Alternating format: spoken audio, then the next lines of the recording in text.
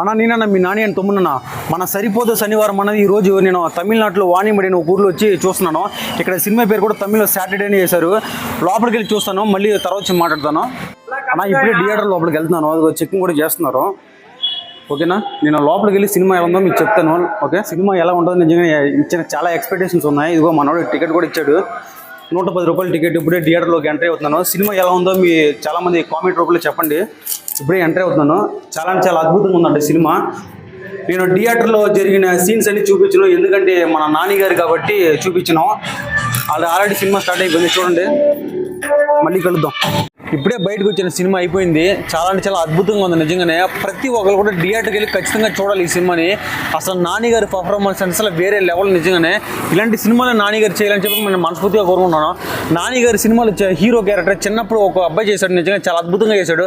ఆ ప్లేస్లో నేను చాలా ఫీల్ అయ్యి మంచిగా అనుకున్నాను.